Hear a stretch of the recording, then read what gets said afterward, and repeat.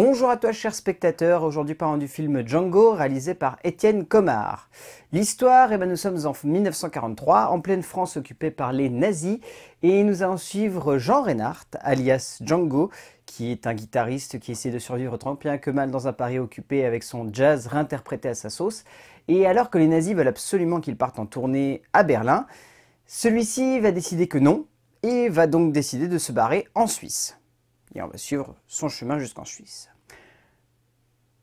C'est le premier long métrage en tant que réalisateur d'Étienne Comard. Alors ce nom ne vous dit pas forcément quelque chose, ou vous avez peut-être déjà entendu la consonance de ce nom, puisque c'est un scénariste quand même qui trimballe son petit bagage depuis un bon petit paquet d'années dans le cinéma français, depuis quasiment plus de 20 ans. Et avec ce film, c'est une vraie étape qui se passe pour ce jeune réalisateur, parce que donc c'est sa première réalisation. Et donc un scénariste qui passe à la réalisation en France, on voit ça très souvent, et là pour le coup sur Django, c'est un beau premier passage derrière la caméra, sans être extraordinaire. On va dire qu'Étienne Comard, on sent qu'il a des références très solides, comme évoqué dans l'interview, qui sont présentes et qui se ressentent.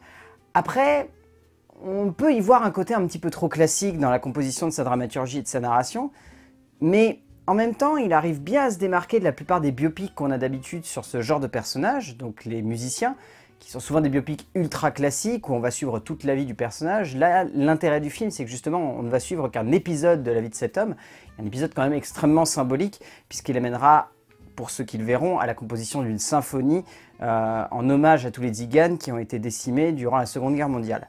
Ce qui a quelque chose de très fort et de très impactant, et quand on le regarde au fil du long métrage et dans la manière avec laquelle il est fait, ça permet en fait d'avoir un regard beaucoup plus posé sur une œuvre qu'on pourrait considérer comme beaucoup trop classique ou bercée par une forme de facilité scénographique et scénaristique qui est un petit peu trop présente et qui englobe le film.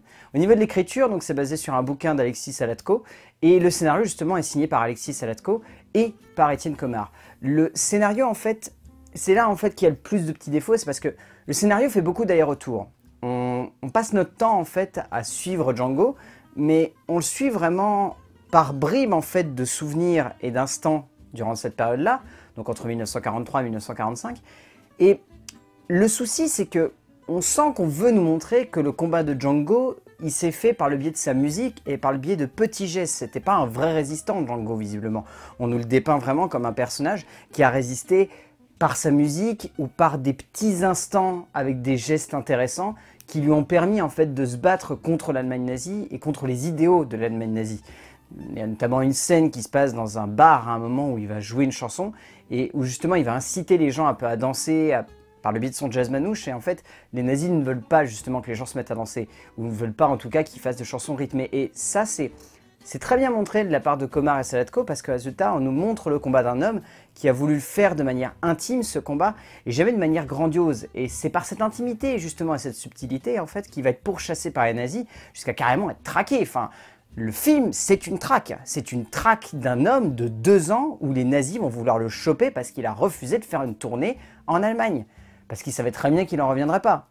Et c'est d'ailleurs ça qui est très très bien montré dans le film. Après, comme j'en discutais avec Enlil, que vous voyez des fois dans des chroniques, on en a un petit peu discuté, c'est vrai que les nazis sont encore une fois peints de manière très, très caricaturale dans ce film. Mais c'est toujours le gros défaut de ce genre de long métrage, c'est que, comme dirait Richard Sammel, pourquoi c'est toujours les nazis qui ont le mauvais rôle ?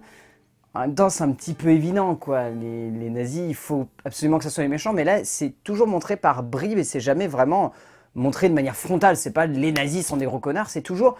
On nous montre que les nazis étaient des personnes qui étaient vénales, mais on nous le montre simplement par des petits instants. Et puis, c'est intéressant de voir aussi qu'il y a certains Français qui sont montrés comme des connards tout au long du film, et c'est là-dedans en fait qu'on ressent une certaine nouveauté dans l'écriture de Salatko et de Comard, c'est qu'ils ne veulent pas justement trop jouer sur les clichés de cette période-là, mais essayer d'amener ça avec plus de subtilité. On ressent ça un petit peu plus au niveau de la mise en scène d'Étienne Comard, parce que dans sa mise en scène, il y a une sobriété qui est évidente du début à la fin du métrage. C'est ce qui sera reproché au film, par beaucoup je pense, mais c'est ce qui sert beaucoup le propos du long métrage. C'est qu'à aucun moment le long métrage n'essaie d'être grandiloquent ou extraordinaire ou grandiose par le biais de la période dans laquelle il brasse. Au contraire, Étienne Comard a vraiment voulu apporter une intimité et une sincérité dans la sobriété qui est évidente du début à la fin du long métrage. Ce qui fait qu'on n'est pas envahi par des images ou des icônes graphiques de la Seconde Guerre mondiale.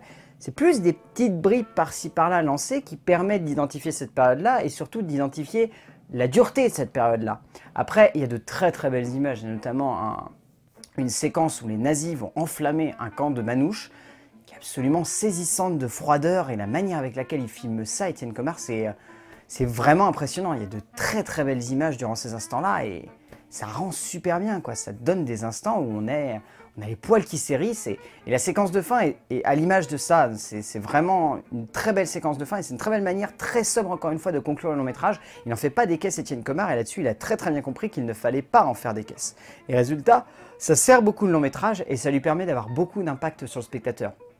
Et après, le film a beaucoup d'impact sur le spectateur, parce que l'interprétation de Reda Kateb, de toute façon, cet acteur-là, il était enfin temps qu'on lui file un vrai rôle principal de composition.